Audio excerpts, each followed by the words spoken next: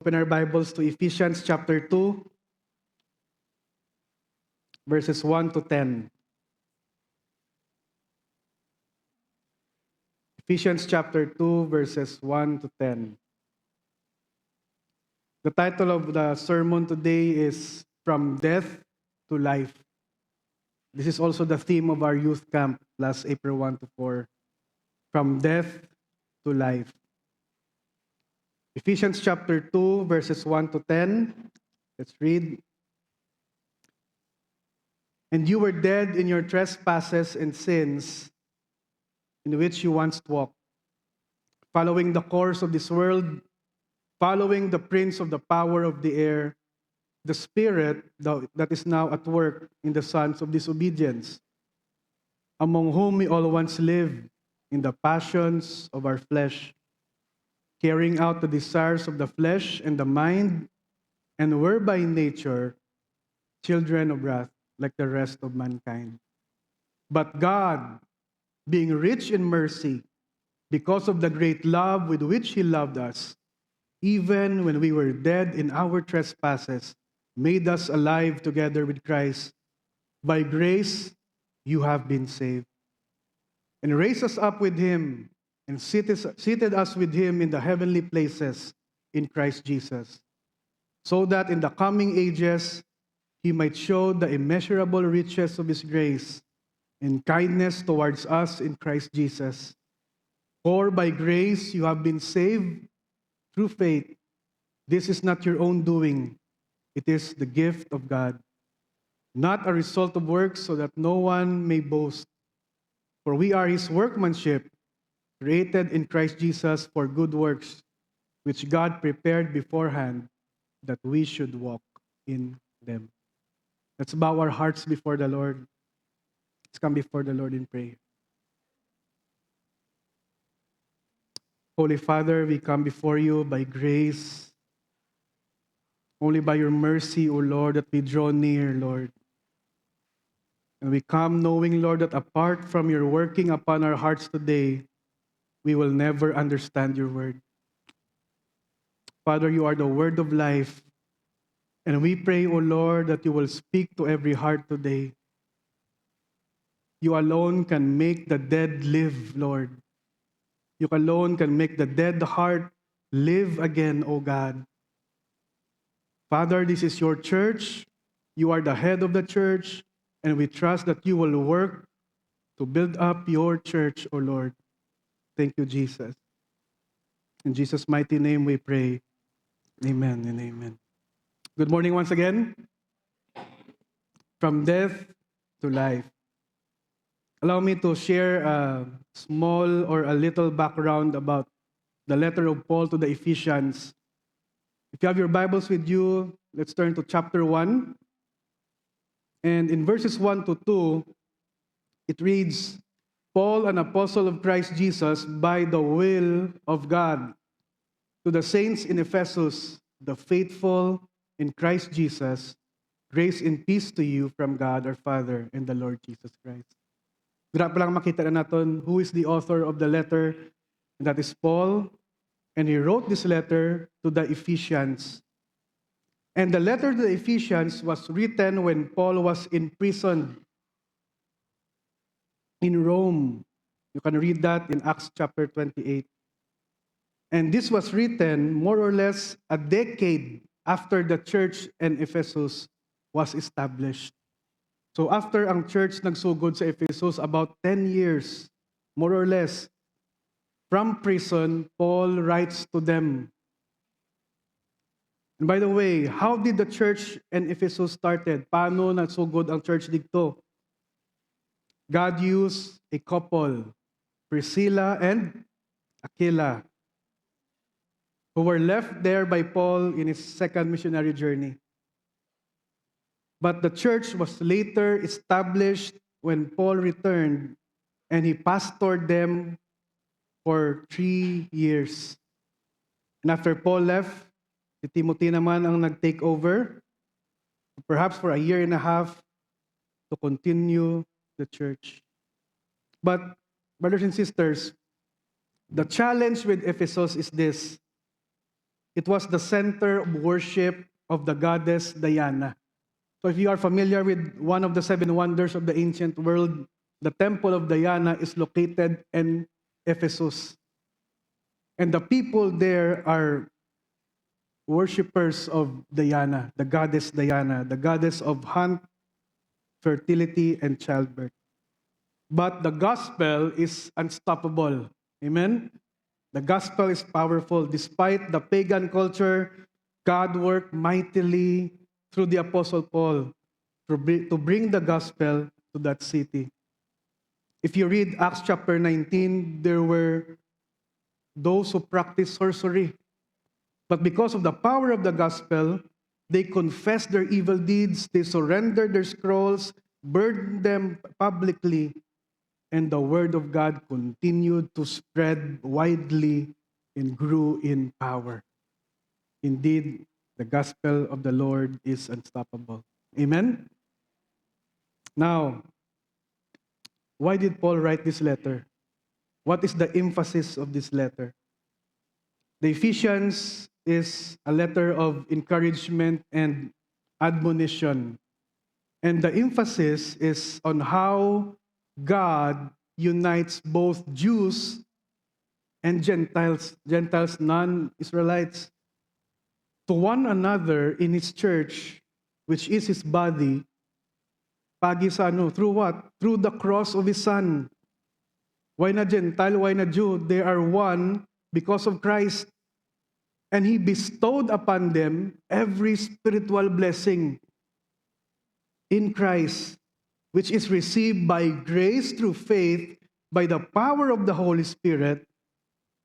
And these things should cause them to live lives worthy of this calling and out of love for God. If you are not late, kagina, no, in our prelude, we discussed a little about the spiritual blessings of Christ in Ephesians chapter 1. Allow me to summarize these things because this is for another preaching. In Ephesians chapter 1, verses 4 to 6, we praise God. Why? Because we are chosen and adopted. Imagine that.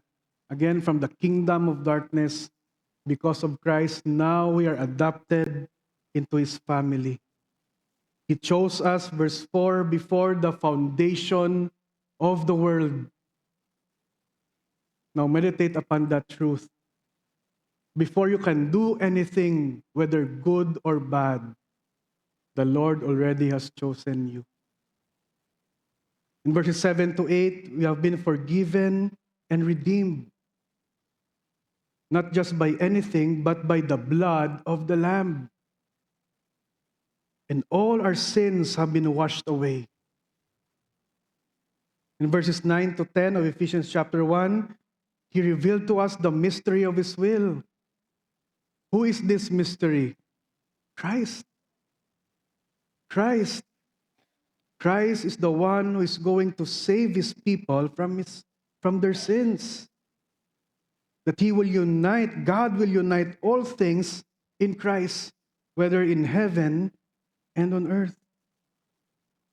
And in verse 11, especially in verse 13, it says, in Him, in Christ, when you heard the word of truth, the gospel of your salvation, and believe in Him, you were sealed with the promised Holy Spirit, who is what? The guarantee of our inheritance until we acquire possession of it to the praise of His glory.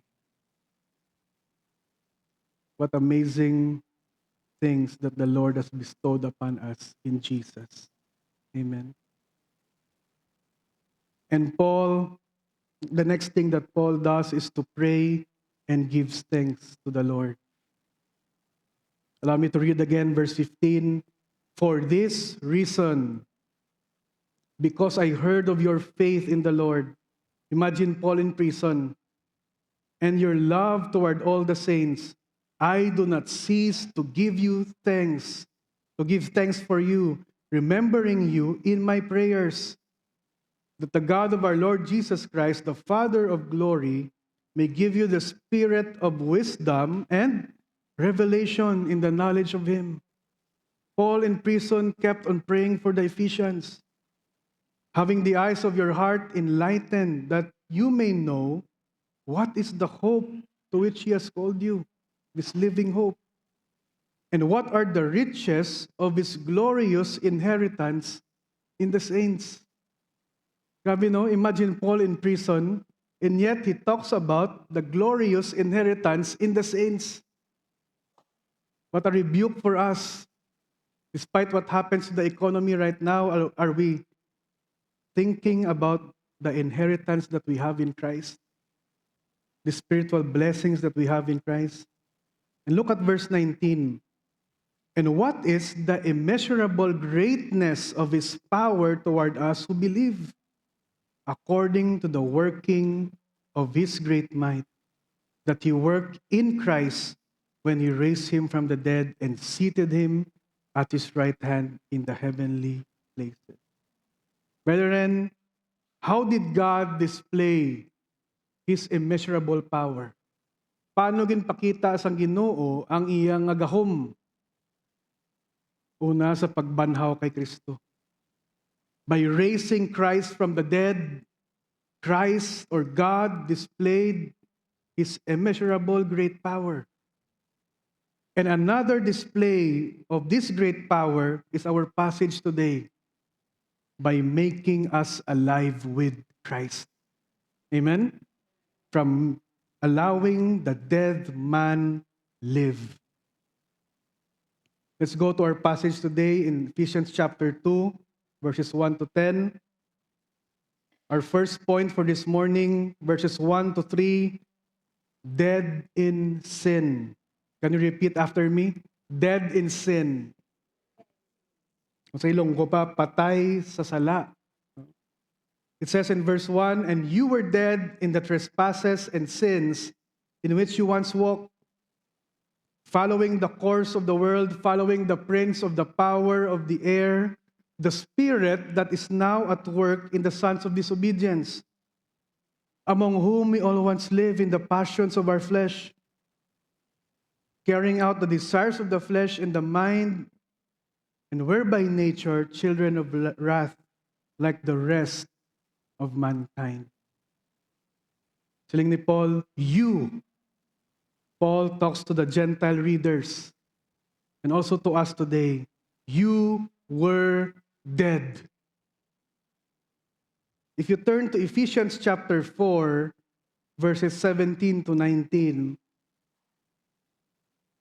Paul here has his own definition about the Gentiles. It says in verse 17 of chapter 4, now this I say and testify in the Lord, that you must no longer walk as Gentiles do.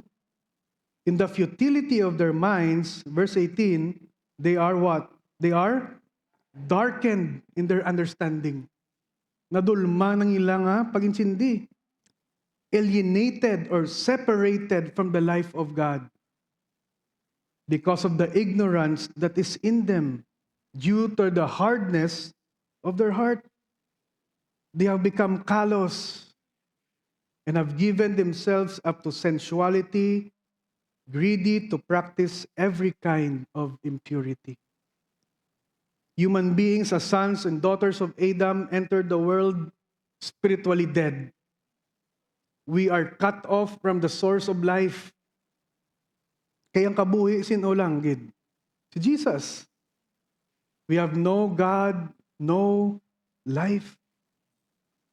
And listen to this, because we are dead, we have no inclination or responsiveness towards God. We have no ability to appreciate God and all things related to Him and His kingdom. Amo kinasina, we are dead. Way talabot sa Diyos. We are dead in our trespasses and sins. Now, these two words are different. When you say no trespassing, you are not allowed to go to that place. And in this context, We violated God's commands. Nag-trespass kita. When you say sin, it means to miss the mark. God has a mark. God has a standard because He is holy and we are not. And as Romans 3:23 tells us, we always fall short. No matter how hard man tries to please God on his own, he cannot. We always fall short before the glory of God. And you were dead in your trespasses and sins in which you once walked. It means it's our way of life. This has been our life. Apart from Christ, amo ning kabuhi naton. And what do we follow? In Ephesians chapter 2, we follow the world. We follow the course of this world. Because we are dead and we have no appetite for God, we follow whatever the sinful world tells us. Whatever the trend, whatever the majority tells us, we follow without question. We have no fear of God. In the Ephesians, they followed the worship of the goddess Diana. Aside from the world, we follow the prince of the power of the air. Who is that? Satan. The spirit that is now at work in the sons of disobedience.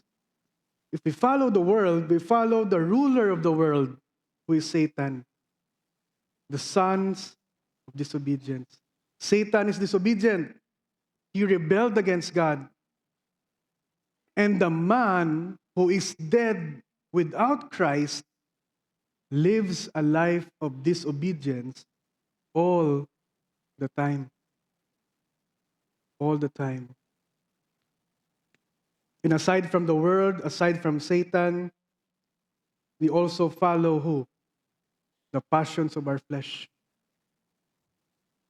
Carrying out the desires of the flesh and the mind. Because we are dead, because we have no Christ, whatever our lust tells us, we cannot say no. Whatever our flesh tells us, we cannot say no. We just follow. We do not care about the things of God. And our sure future without Christ is this. We were by nature children of what? Wrath. Like the rest of mankind. This is our state without Christ. If you are taking notes, allow me to mention or quote verses, other verses in the Bible that show us our sinful state. You might want to write this down. Genesis chapter 6, verse 5. The Lord saw that the wickedness of man was great in the earth, and that every intention of the thoughts of the heart was only evil continuously. Imagine this is Genesis. How about today? The intent of the heart of man is evil continuously. Psalm 51 verse 5, Behold, I was brought forth in iniquity, and in sin did my mother conceive me. Even from the womb, we are sinners through and through. To the core of our being, we are sinners. Isaiah 64 verse 6, we have all become like one who is unclean in all our righteous acts or our righteous deeds are like a polluted what? Garment. We all fade like a leaf, and our iniquities like the wind take us away. We may ask, Lord, how about the charity that I donated to? Lord, how about the things that I've given to the poor? Brothers, sisters, without Christ, all those are polluted garment, filthy rags. In Jeremiah 17 verse 9, the heart is deceitful above all things and desperately sick. Who can understand it? Grabe, no? Let's have a reflection. What if the story or our passage just ends in verse 3? What if there's no verse 4? What if the story ends that we are dead, we are disobedient, we are depraved, and we are doomed? Period. What if it ends in verse 3? What will happen to us? Think about it. Reflect on it right now. If you are here for the first time and you are hearing this message for the first time, pay attention. This is your current state. God is serious about sin. You or we will remain in this hopeless state. We will remain dead and under the wrath of God. Patay kita eh. And you will remain in that state until God draws you to Himself. How can a dead man respond? How can a dead man come to God unless He makes him live? You may be physically alive, but apart from Christ, in the eyes of God, you are dead. Imagine that. Imagine that. You are successful. You have a great degree in school. You have a good family life. You have a big house. But you have no Christ. You are dead. You are dead. And when the Lord comes, none that you own matters. Because if you have no Christ, in the eyes of God, you are dead. Can you imagine your life right now that you have no Christ in your life? Without Jesus, you are living a life without purpose and direction. So what if you get what you want in this earth? You will never be satisfied.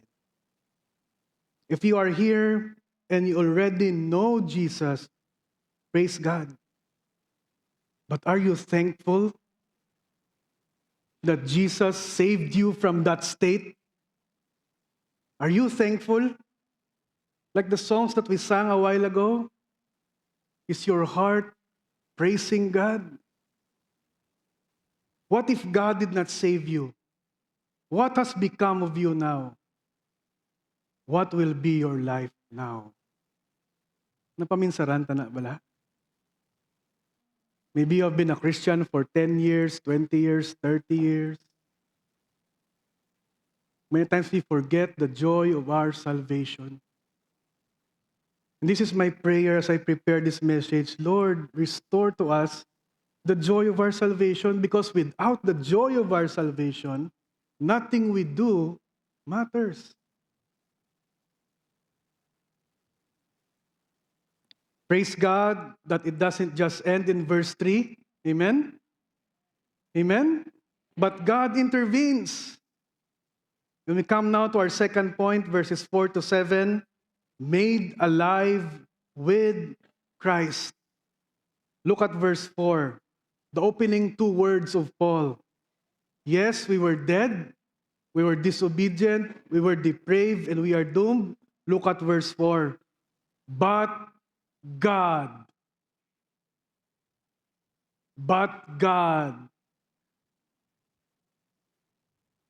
despite of our hopeless state, the Lord intervened. But God, here Paul utters the greatest short phrase in human history. But God. Thank the Lord for those two words. Because if not, we will remain dead. Amen? Are you grateful for that? Isn't the Lord worthy to be worshipped? But God, rich in mercy. Mercy means withholding something we deserve. And what is that? Ano ang dapat para sa aton, mga utod? The wrath of God, judgment. And the Lord withholds it if you are in Christ. When we talk about mercy, I can't help but remember the prophet Jonah. This was shared by our speaker during the camp, no? Turn with me to Jonah chapter 3. Jonah chapter 3. Many of you are familiar with the story of Jonah. He was commanded by the Lord to preach the gospel to Nineveh, enemy of Israel, wicked people.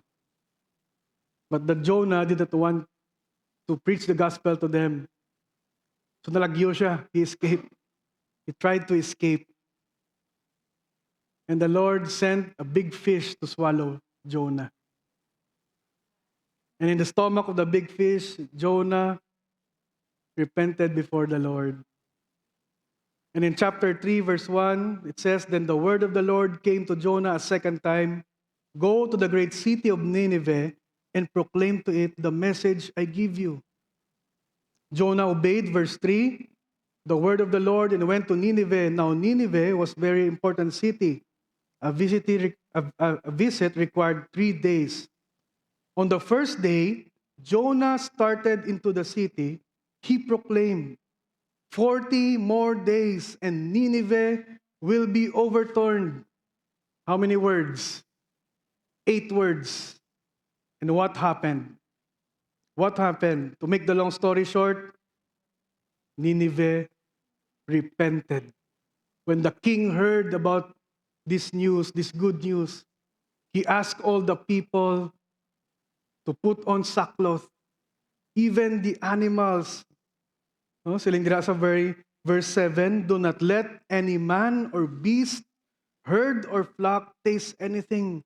Do not let them eat or drink. Verse 9, who knows God may yet relent and with compassion turn from his fierce anger so that we will not perish. Look at verse 10. When God saw what they did and how they turned from their evil ways, he, in the ESV it says, he relented. He had compassion and did not bring upon them the destruction he had threatened. God, the compassionate and merciful God. The Ephesians did not deserve the mercy of God because they worship another God, Diana. And yet, he sent Paul to preach the gospel to them. We do not deserve the mercy of God because like the Ninevites, we are wicked. And yet, God enabled us to believe in him through Jesus Christ. Isn't that mercy? God who is rich in mercy because of the great love with which he loved us. The verb love is in the past tense, tapos na. God loved us even when we were dead. It means we have no ability to reciprocate that love. And yet he still loved us. God loved us even when we were his enemies. We follow the world, we follow Satan, we follow our sinful nature. And yet Christ loved us. Romans 5, verse 6 to 8, it says, For while we are still weak, at the right time, Christ died for the ungodly. Now, the word ungodly is not a beautiful word. It means without God. You may have a form of religion, you have maybe a form of tradition by man, but you have no God. And yet Christ died for you. In verse 8, it says, God shows his love for us in that while we were still sinners, Christ died for us. This is the love of God. It says in our passage, Ephesians chapter 2, He made us alive. Since we were dead, God had to make us alive before we could believe. And He did this together with who? With Christ. In other words, just as Christ was raised from the dead, we who believe are also given a new life. Tagahan kita sang bag-o nga kabuhi.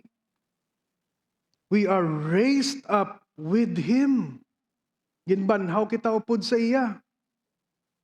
Because of the resurrection of Christ, listen to this. We have a new life in Christ. Not just today, but even when Christ returns. Para sa teach ni Pastor last week, the Lord will give us imperishable bodies, raised with Christ. We were dead before, but in Christ, God now grants us the ability to appreciate Him and His kingdom. Amen? How many of you, for so many years, you have been attending the service before, and for you, the service is boring? Sana pa ni matapos si Pastor man? Dugay-dugay matapos ng sale sa SM or malakat pa ko? How many of us, the songs are boring for us before? How many of us, fellowships are boring? Allergic kita sa Sunday service?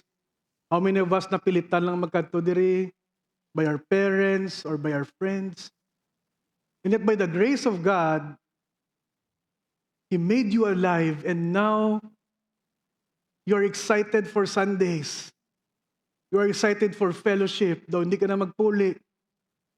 Nung ginapangita ka na sa balay mo hapon, naway pa siya kapuli, oh. Because lunch fellowship, ara ka to. And things like that. You are now enjoying your Christian life because God has made you alive with Christ. Brethren, think about this. The ability to appreciate the things of God doesn't come from you. It comes from God because He made you alive. He made you alive. God now enables you to live a new life, and your past no longer defines you. No matter what is your past, if you believe in Christ, you have a new life, and your past no longer defines you. That is the grace of God. We may fail at times, amen? We may fail at times, but the power of God who raised Christ from the dead will enable us and is sure to enable us to persevere. Amen, brothers and sisters? Not only are we made alive in Christ, we are seated with Him in the heavenly places. Seated with Him. How many of you have experienced being invited to have dinner or lunch with famous people? Like, for example, the mayor or the governor. How would you feel? Imagine being seated with Christ. Imagine that. You were dead in your sin, but in Christ, now you have a sure place in heaven. Physically, we still live in this world, but God, by His great power and mercy, raised us up with Him. We have now a place with Christ. Amen? Because we are seated with Christ in the heavenly places, our position in heaven is secure. But we must never forget that it's only by grace. Because Christ seated us with Him in the heavenly places, all access to the Father has been opened for us 24/7. We can come to God 24/7. Amen? Now, if you have your Bibles and you are in Ephesians chapter 2, why did God save us? Why would God lavish such love upon us? Why? Look at verse 7. Look at verse 7. It says in verse 7, so that in the coming ages, take note of that, He might show us the immeasurable riches of His grace in kindness towards us in Christ Jesus. Nakita natin sa verse 7? So that in the coming ages, God's grace is not only for today, but also for the coming ages, for eternity. Why did God save us? Why would God lavish such love upon us? So that for all eternity in the coming ages, we will marvel over the incredible kindness that the Lord has showered upon us. No wonder in the book of Revelation, the saints and the angels and the elders do not stop worshiping God 24/7. Why? Because of this. Because of this. Kabalo ka mo kung ano brown to sa langit? We will worship the Lamb forever. We will worship the Lamb forever. We will marvel for all eternity because the Lord saved us. The grace of God is like an ocean, a bottomless ocean, that no matter how we swim, padalom, and try to get to the bottom, we will never reach it. We will never reach it. God's love is bottomless. And for all eternity, we will marvel upon the love of God for us. Amen. That is why, brethren, every time we sing songs of worship to the Lord, I encourage you, sing with all your hearts. Because in eternity, we will never stop worshiping the Lamb. We will never stop worshiping the Lamb. Let's continue. Ephesians chapter 2, verse 8. For by grace you have been saved through faith. This is not your own doing. It is the gift of God, not a result of work, so that no one may boast. Paul emphasizes two words here. Number one, grace.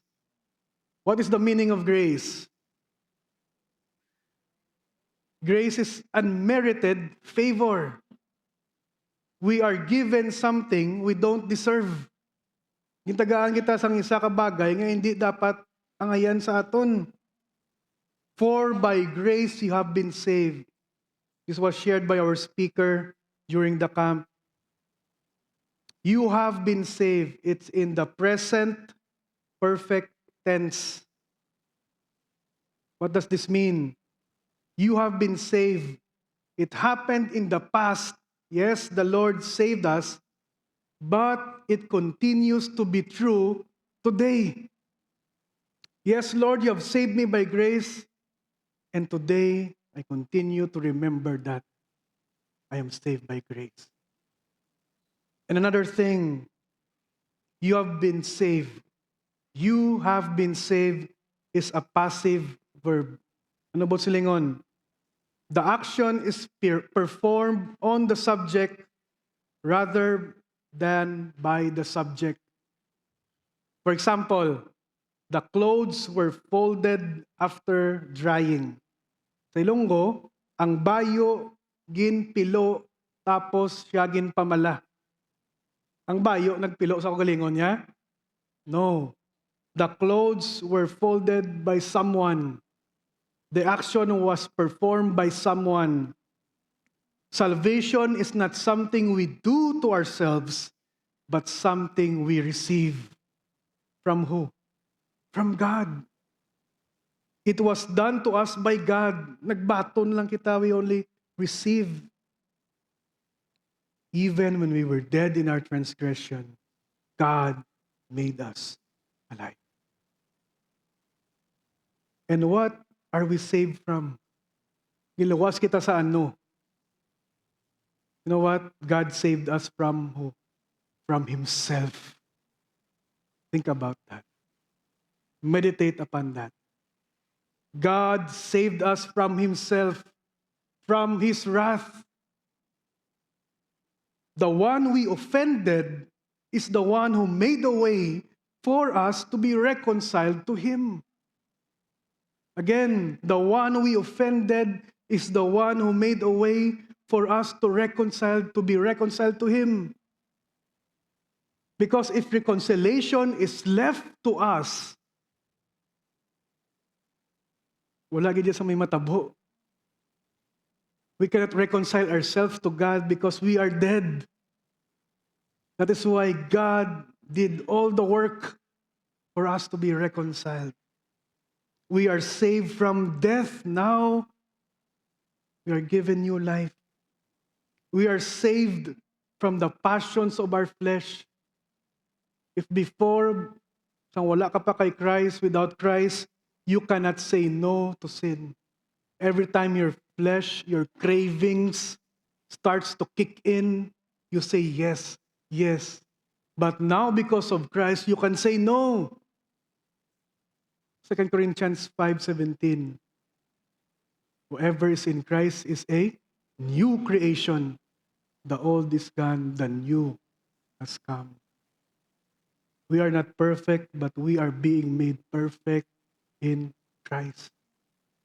And He will never stop sanctifying His people. Another word that is being emphasized in this passage is faith. I learned this many years ago from another pastor. The acronym FAITH, F-A-I-T-H, forsaking all, I take Him. Faith. Forsaking all, I take Him. It means not trusting in what we can do, but fully trusting in Christ and His finished work on the cross. Listen to this.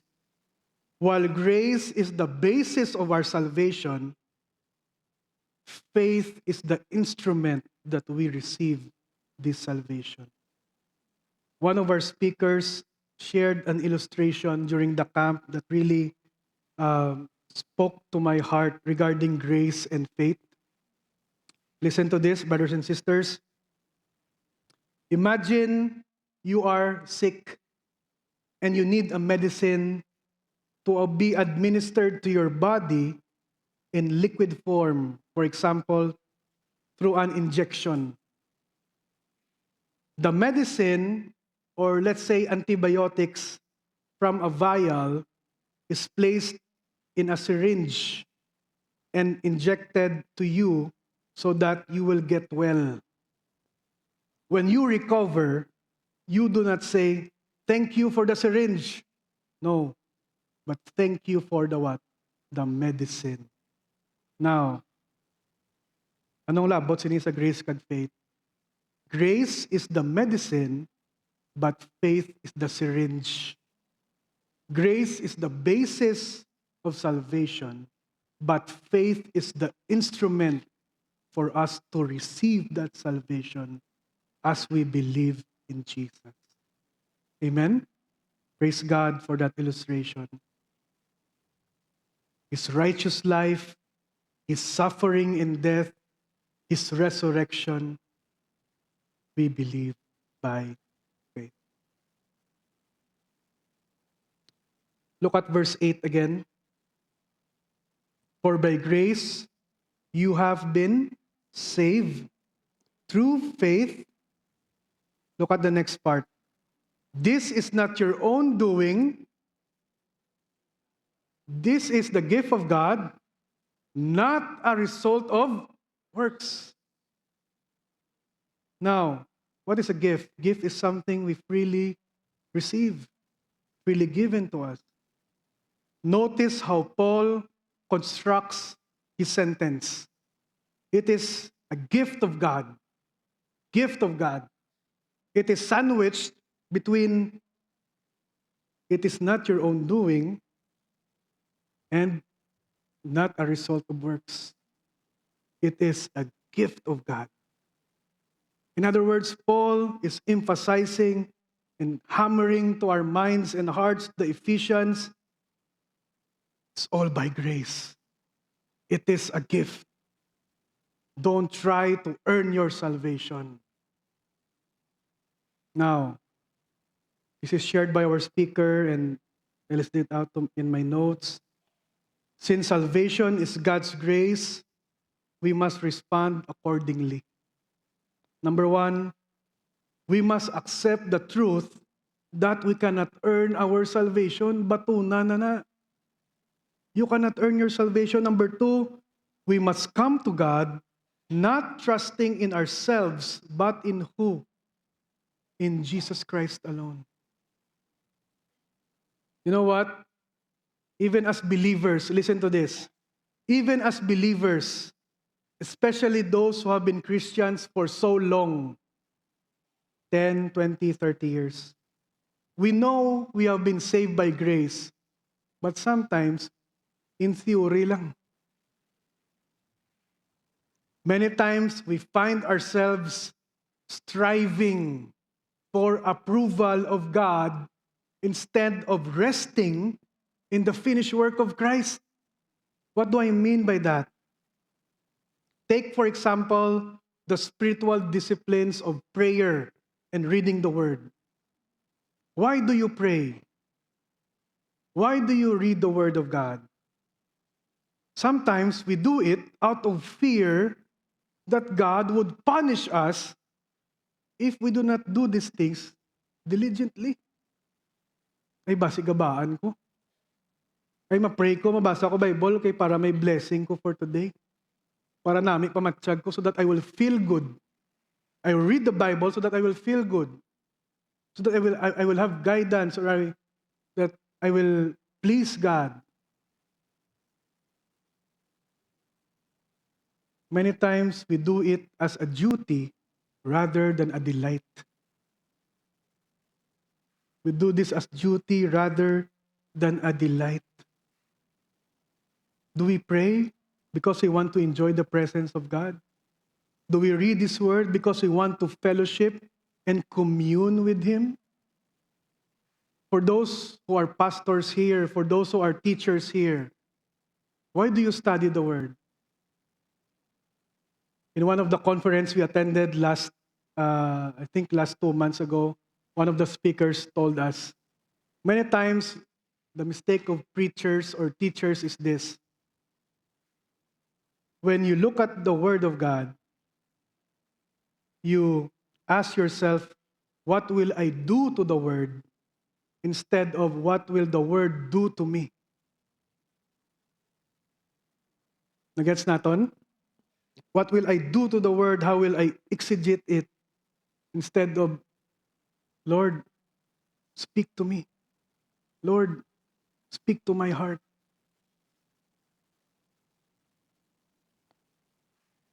Let us pray that these spiritual disciplines will be a delight. Even in our battle with sin. Why do we flee from sin? Just because we are afraid of the consequences? Or we flee from sin in response to grace? Lord, you have saved me. You have given me a new life. Why will I go back to that sin? Even in our serving. You know what? Even at times when we sin, we strive to make bawi. Diba? For example, I have sinned this week. I will serve the Lord so that I will make bawi. I will come early to the center. Is this what God wants for us? Or when we sin, we rest upon the finished work of Christ and pray, Lord, don't allow me to fall to this sin again. Empower me, Lord. Remind me of your grace, Lord. This brings us to our last point for this morning. Verse 10, saved for good works. Saved for good works. For we are his workmanship, created in Christ Jesus for good works, which God prepared beforehand that we should walk in them. We are not saved by good works, but we are saved for good works. Amen? We are not saved by good works, but we are saved for good works. What does it mean when we say workmanship? Workmanship. Now, to emphasize the grace of God and to remain in context, if you continue the passage, so verse 8 and 9, it says, for by grace you have been saved through faith, not of yourself, it is the gift of God, not a result of works, so that no one may boast. For we are his workmanship. We are not saved by our own works for the simple fact that we are God's workmanship. How can we save ourselves when in the first place it is God who made us? Nagets naton? How can we save ourselves where in the first place it is God who made us? We are his workmanship in that he created us. We are God's workmanship in that he redeemed us in Christ. God knew that man would sin. But in Ephesians 1 verse 4, before the creation of the world, God already planned our redemption. Amen? God already planned to save man. We are God's workmanship in that he enables us to do good works. Now, it will be a long sermon if we touch on good works in this verse 10. But allow me just to share a summary of this. Now, in Ephesians, there is a word that is been repeated more or less 5 times. It's the word walk. Can you say that with me? Walk. In the NIV, it's translated as to live. Because you have been saved by grace through faith, raised from the dead, we should walk. How? Look at Ephesians chapter 4, verse 1. Allow me just to give a little summary before we end. It says in chapter 4, verse 1, I, therefore, a prisoner of the Lord, urge you to walk in a manner worthy of the calling to which you have been called. You have been saved. You have been raised from the dead. Now live. Walk. Naging buhi ka sang Ginoo. Walk in a manner of the calling you have received. Ephesians 4:17, the word walk is repeated again. Now this I say and testify in the Lord, that you must no longer walk as Gentiles do, in the futility of their minds. Let's continue, verse 18. What does it say? They are darkened in their understanding and separated from the life of God because of the ignorance that is in them, due to the hardening of their hearts. Having lost all sensitivity, they have given themselves over to sensuality, so as to indulge in every kind of impurity with a continual lust for more. Look at verse 20. You, however, did not come to know Christ that way. Siling ni Paul sa Ephesians. Verse 21. Surely you heard of Him and were taught in Him. Brethren, 3 years, gintudloan sila ni Paul. In accordance with the truth that is in Jesus. You were taught with regard to your former way of life, to put off your old self, which is being corrupted by its deceitful desires, to be made new in the attitude of your minds, and to put on the new self, created to be like God in the righteousness and holiness. That is why Paul tells them to be humble, to be gentle. Paul tells them not to let any unwholesome talk to come out of their mouth, but only what builds up others. Amo man ni sa aton mga utod. Do the words that come out of our mouth build up others or destroy others? Paul tells them to get rid of rage, bitterness, and anger. As people whom the Lord poured out His love, does anger and bitterness, rage, have a place in our hearts? Brothers and sisters, Paul tells them to get rid of slander. The Greek word for slander is diabolos, or we get the word the diablo or Satan. Slander is a work of Satan. Be kind, compassionate, forgiving one another. In chapter 5, verses 1 to 2, the word walk is again repeated. Therefore, be imitators of God as beloved children. Walk in love, as Christ loved us and gave Himself for us as a fragrant offering and sacrifice to God. Are we living a life of love? Ephesians 5, verse 8. For at one time you were darkness, but now you are light in the Lord. Walk as children of the light. Are we walking as children of the light? Or are we going back to our old self? Ephesians 5 verse 15, it says, look carefully then how you walk, not as unwise, but as wise, making the best use of the time, because the days are evil. Yesterday, we laid to rest the body of my nephew, 14 years old, died of a stage 4 colon cancer, 14 years old. Grabe, no? Death does not choose. Whether you're old or young, it does not choose. Let me speak to the youth right now. Maybe now you feel strong, you feel great. But if you have no Christ, you are dead. You are dead. For us here who have Christ in our hearts, make the best use of your time, for the days are evil. Look carefully how you walk.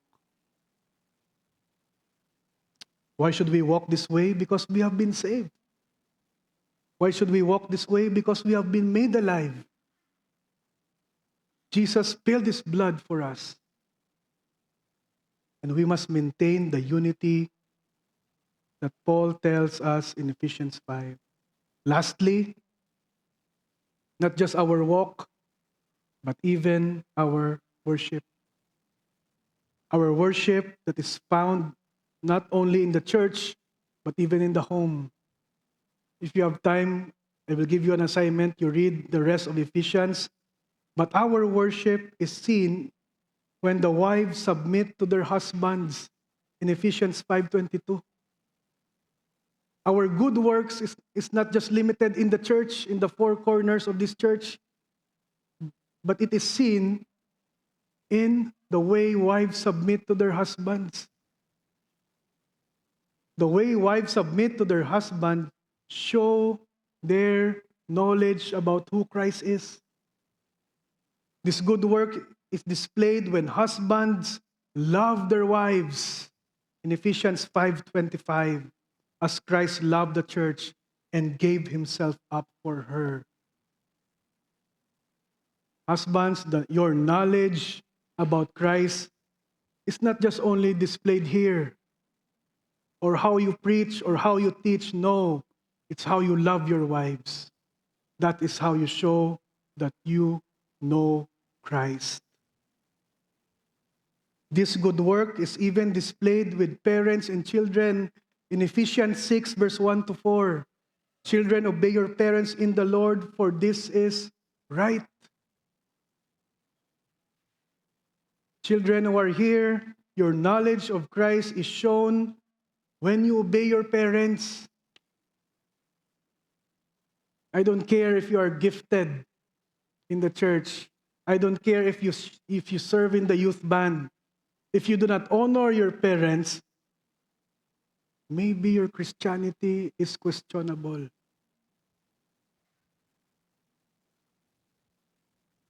This good work should be seen not just in the church, but in the home. It is shown when fathers do not provoke their children to anger. Ephesians 6 verse 4. But bring them up in the discipline and instruction of the Lord. Fathers, this is for you. Are you bringing up your children in the discipline and instruction of the Lord? That is the good work that Paul is talking about. This is also seen the way master treats their slaves. I know this context is far from us today, but in verse 6 of Ephesians chapter 6, this idea can be applied to us. It says, obey them not only to win their favor or when their eye is on you, but like slaves of Christ, doing the will of God from your heart. Serve wholeheartedly as if you are serving the Lord, not man. Tomorrow is Monday. It's not, oh no, it's Monday. No, it's an opportunity to declare the good work that the Lord has given me in the workplace. Serve them. Serve your workplace as serving the Lord, not man. Now, I will end here. Assignment na lang na ang iban or discussion na lang na later. But did the Ephesians continued in the good work? Yes, but sadly, in Revelation chapter 2, you know the story, they lost their first love. Our good works should always be grounded in the gospel. So I pray that as we end, I pray that this message will continue to minister to our hearts. Restore to us, Lord, the joy of our salvation. Before we pray, allow me to share these reflection questions for us. Number 1, Ephesians chapter 2, verse 1 to 3 shows us our hopeless state. Dead, disobedient, depraved, and doomed. What is your response that God intervened? Especially those two words, but God. And made us alive with Christ, raised us up with Him, seated us with Him in the heavenly places. Number 2, how should the grace of God affect how you live? Your daily life as a husband, as a wife, as a child, as a student, in the workplace. Number 3, who are the people in your life right now that needs to hear the good news of salvation? And what are the ways you can share the gospel to them? Let's pray. Mga muyuta. Let's come to the Lord in prayer. Hallelujah. Let's just spend these few moments to thank the Lord for making us alive with Christ. Hallelujah. Father, we praise you. We thank you. We give you the honor, Lord. Thank you for your love and your mercy, for your grace upon us in saving us through Christ Jesus. Father, we pray that every day you will restore to us the joy of our salvation. Father, I pray for those who are here, who have been believers for so long and yet have forgotten their first love. I pray that you will restore that first love, O God. Father, I pray for those who are here, Lord, whose hearts have been hardened by sin. Father, I pray that your love will break the fallow ground of their hearts, O Lord, of our hearts, O Lord, and restore to us the joy of our salvation. And Father, I pray for those who are here who have heard the message of salvation today. Father, we pray that you will make them alive, O Lord, that they may see your kingdom, O God. Thank you, Lord. Thank you for your mercy upon us. Forever in eternity, O God, Lord, we will never stop worshiping you, for you alone are worthy. In Jesus' name we pray. Amen and amen. Clap for the Lord.